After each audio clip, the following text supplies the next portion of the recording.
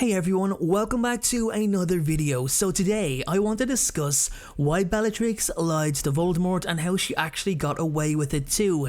Many would see it as a total betrayal of her master's trust, but at the end of the day, Bellatrix's obsession with the Dark Lord is fueled by passion, which means she does have actual feelings and emotions. So if you're still wondering what moment I'm talking about, it's the time she accompanied her sister to Spinner's End to speak with Severus Snape about Draco's situation, which of course required him to assassinate Albus Dumbledore.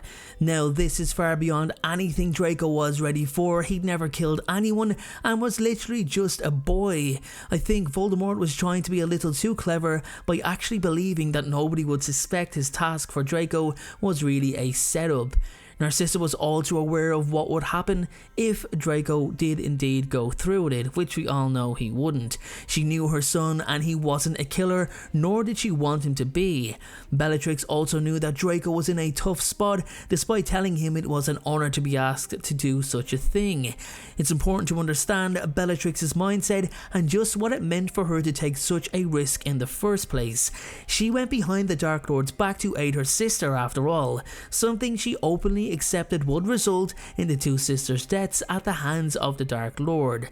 This is a woman who openly, publicly stated at her criminal trial that she would happily wait in prison for her master to return to power. Oh, and the reason she was there in the first place was for torturing two Aurors into insanity while seeking information on her master's whereabouts. Bellatrix is probably best known for her devout loyalty to the Dark Lord. She's so loyal that it actually passes a lot of people by that she did in fact betray Voldemort by aiding her sister.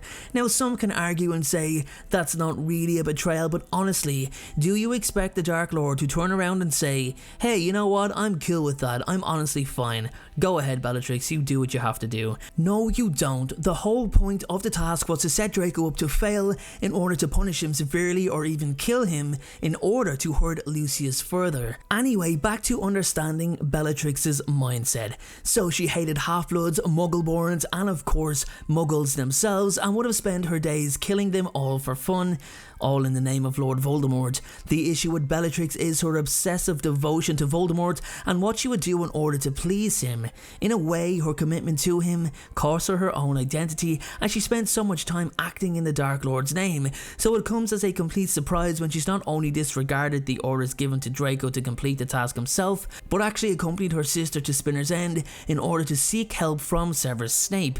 She may have been devoted to Voldemort, but that did not mean she was exempt from his wrath. She knew what he was like better than anyone. She knew his temper. She knew the worst of him. Bellatrix was all too aware of what would happen should he discover that she and Narcissa went to ask for help from Snape in order to make sure Draco was protected, especially when he had given strict orders not to discuss the task with anyone. Bellatrix had even begun teaching Draco occlumency amongst several dark spells in order to improve his arsenal while shielding his knowledge. Why? Simple. He was her nephew and she loved him. Despite the monster Bellatrix was, she still knew and felt love. She loved her sister Narcissa. They grew up together, shared many memories and moments together. She couldn't just switch that off even if she wanted to. Bellatrix at one point even cared very much for her other sister Andromeda, but it was a lot easier to hate her because Andromeda did the one thing that infuriated Bellatrix. She became a blood traitor. The mixture of magical and muggle blood sickened Bellatrix to the point that she would turn on family if it came down to it. Narcissa and Draco were no such thing. They were pure blood and proud of it, which means Bellatrix had no motive to even consider harming them. It was the one trait that she and her master most certainly did not share: the ability to understand love. Make no mistake, she was also an opportunist, and it was quite clear that she was extremely doubtful of Snape's commitment as a Death Eater. She sought to put Snape under pressure to see if he'd buckle, but as we know, Snape's greatest gift was the ability to control and conceal his true emotions. Bellatrix knew that the Unbreakable Vow would be the perfect spell that would see a conclusion on everyone's behalf. Let's take a look at her way of thinking. She knew the task was to kill Dumbledore. She knew Draco was assigned to do it. She also knew that he was terrified, even though she'd pushed him to do it himself.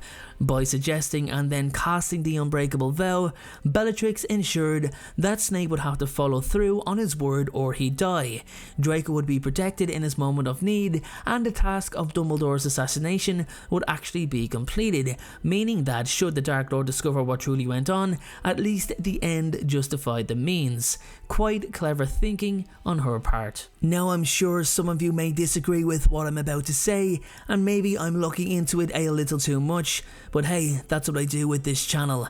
I feel that Bellatrix risking her master's wrath really shows that despite how cruel and unstable she was, the love for her family still meant more, and in a way complements the overall theme that love conquers all. Love is the most powerful form of magic. It also highlights that Bellatrix is actually able to think for herself, that not everything out of Voldemort's mouth is biblical. She was able to and did make a decision for herself without notifying Voldemort. That to me shows that she can separate duty from family when there's no justifiable reason not to.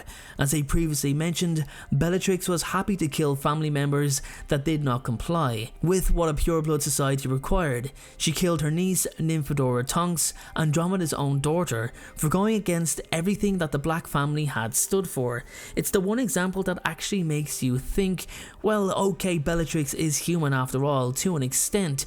She'll protect those who are worthy of it as long as it does not interfere with Voldemort's campaign. Even when it came down to Draco killing Dumbledore, she wouldn't stand for any of the others insulting him for being hesitant. I know this betrayal is not on the level of openly condemning Voldemort and seeing him come to harm. That's something that would just never happen, especially with Bellatrix involved. She'd rather die herself than let that happen, if you ask me. Anyway guys, I hope you enjoyed today's video. I think it was something a little more outside the box because it's not really clear as day to ever think Bellatrix could do anything that would anger her master. As usual guys, if any of you wish to disagree, you are fully entitled to do so. And if you have any other kind of, reasons as to why Bellatrix would betray Voldemort, then let me know in the comment section below and maybe I can turn it into a video. Thanks again for watching.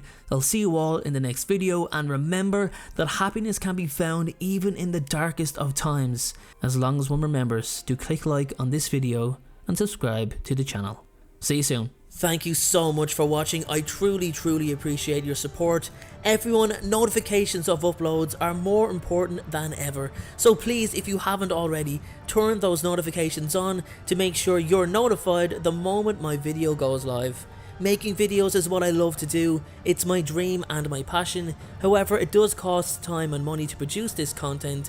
So if you have $1 to spare to support me on Patreon in exchange for some exclusive unseen content, then you can click the Patreon link below or at the end of this video. Please only support me if you can afford it. And make sure to follow me on Instagram at InstaDeanJ and on Twitter at PotterFolklore. Check out my other videos appearing on screen, and please make sure, most importantly, to hit that subscribe button. Thanks again everyone, and please have a great day.